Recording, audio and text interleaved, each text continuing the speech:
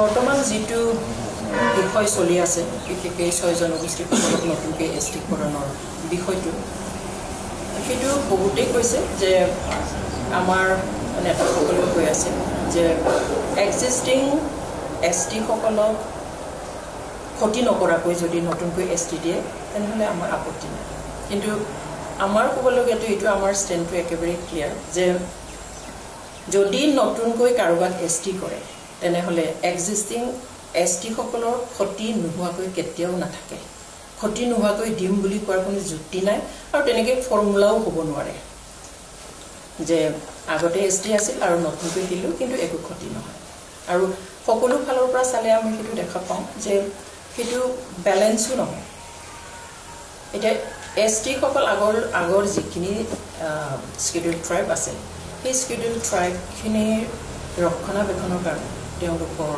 সকলো ধৰণৰ মানে সুৰক্ষিত অৱস্থাত ৰাখিবৰ কাৰণে এই ব্যৱস্থাটো কৰি দিয়া হৈছিল কিন্তু আমি এতিয়া দেখিছোঁ যিসকলে নতুনকৈ এছটি বিচাৰিছে সেই এছটি বিচৰাসকলৰ ভিতৰত আনকি এতিয়া আমি আহোমৰ কথা আমি দেখিছোঁ তেওঁলোকে কৈছে যে আমাক চাকৰিৰ ৰিজাৰ্ভেশ্যন নালাগে আমাক এডমিশ্যনৰ ৰিজাৰ্ভেশ্যন নালাগে আমি এছটি বিচাৰিছোঁ অসমখন বচাবলৈ কিন্তু অসমখনৰ কি সমস্যা আছে সেইটো এছটিকৰণ কৰিয়েই অসম বাচিবনে যদি বাচিলেহেঁতেন তেনেহ'লে 14টা জনগোষ্ঠী অলৰেডি এছটি আছে কিয় আজি বচা নাই বা কি সমস্যা হৈছে সেই সমস্যাবিলাক আইডেণ্টিফাই কৰক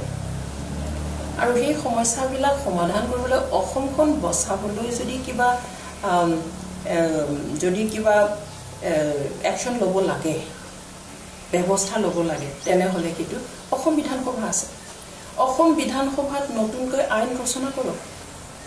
তাৰপিছত অসমখন বচাওক অসম বিধানসভাত নতুন আইন ৰচনা কৰক তাৰপিছত অসমৰ সংস্কৃতি বচাওক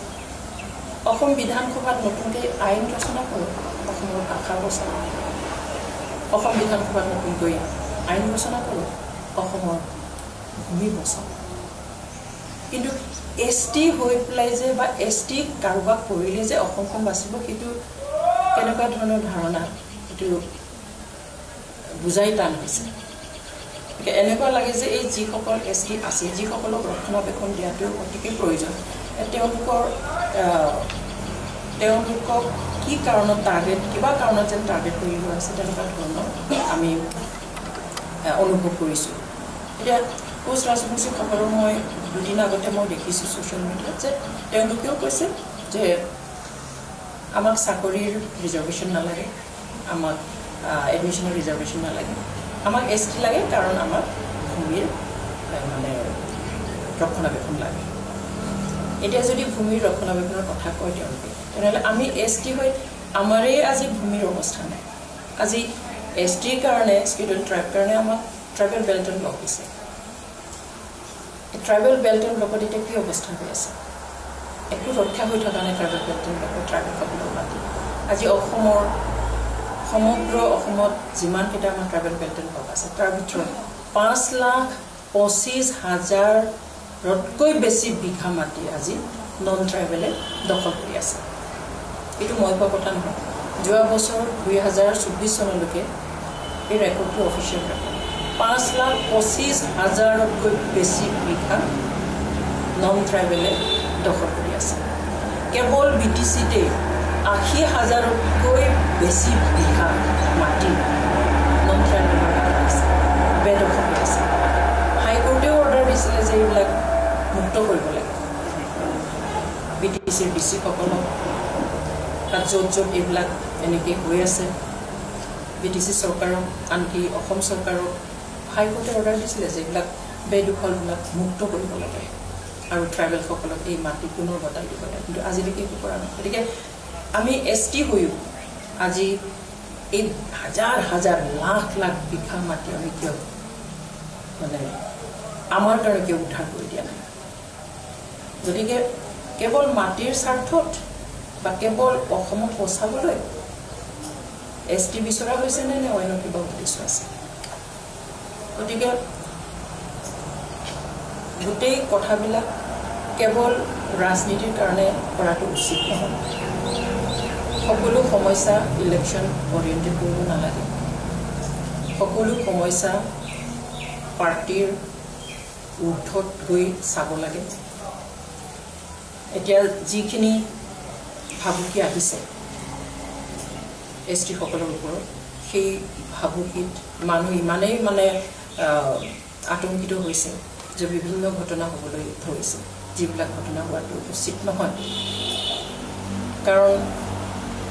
আমি দেখিছোঁ যে এতিয়া যিসকল ইয়াং জেনেৰেশ্যন তেওঁলোকে নিজৰ ভৱিষ্যতটো অন্ধকাৰ দেখিছে আৰু সেইকাৰণে তেওঁলোকে নিজেই নিজৰ ভৱিষ্যতৰ ৰচনা কৰিবৰ কাৰণে নিজৰ ভৱিষ্যতক ৰক্ষণাবেক্ষণ দিবৰ কাৰণে তেওঁলোকে ওলাই আহক আমি দেখা পাইছোঁ এতিয়া সকলো কথাবিলাক আমি যদি ৰাজনৈতিকভাৱে চাওঁ তেনেহ'লে আমি মানুহ হিচাপে জাতি হিচাপে আৰু বিশেষকৈ সৰু সৰু জাতি জনগোষ্ঠীবিলাক কেনেকৈ থাকিব আমাক লৈ সদায় তেনেকৈ খেলা হ'ব নেকি সেইটো আমি বিচাৰি লোৱা বিষয় নহয় আৰু সংবিধানত আমাৰ ক্ৰাইটেৰিয়া আছেই বৈশিষ্ট্য দিয়াই আছে যে কি বৈশিষ্ট্য থাকিলেহে তেওঁলোক ট্ৰাইবেল হ'ব পাৰিব বা স্কেডিউল ট্ৰাইবৰ আণ্ডাৰত সোমাব এতিয়া এই বৈশিষ্ট্যবিলাক যদি ফুলফিল নকৰে তেনেহ'লে ইয়াতকৈ আৰু এক্সট্ৰা কিবা VUR ST এইবিলাক বনাবলৈ কোনো প্ৰভিজন নাই ইণ্ডিয়ান কনষ্টিটিউশ্যনত আজি কাৰোবাক হয়তো ST V দিব খুজিছে কাইলৈ হয়তো কোনোবা STUR STR বা STUR ওলাই যাব পাৰে একো ডাঙৰ কথা নহয় কিন্তু সেইবিলাক খেলাৰ কথা নহয় সেইবিলাক ইমান পাতলীয়াকৈ ল'ব পৰা কথা নহয় গতিকে STৰ মৰ্যাদাটো ৰাখিব লাগে সংবিধানৰ মৰ্যাদাটো ৰাখিব লাগে আমি আশা কৰোঁ আৰু কাকোৱে দুখ নিদিয়াকৈ যাৰ যি প্ৰাপ্য এতিয়া যিসকলে ST বিচাৰি আছে তেওঁলোক OBC অলৰেডি OBC ষ্টেটাছত আছে গতিকে OBC ষ্টেটাছতে তেওঁলোকৰ কি সমস্যা আছে সেই সমস্যাবিলাক সমাধান কৰিবলৈ পথ বিচাৰিব লাগে বেছিকৈ হয়তো পাৰিলে ক্ষমতা দিব লাগে আৰু তেওঁলোকৰ সমস্যাবিলাক যাতে নিয়াৰিকৈ সমাধান কৰি লৈ শান্তিৰে থাকিব পাৰে সেইটো ব্যৱস্থা চৰকাৰে কৰিব লাগে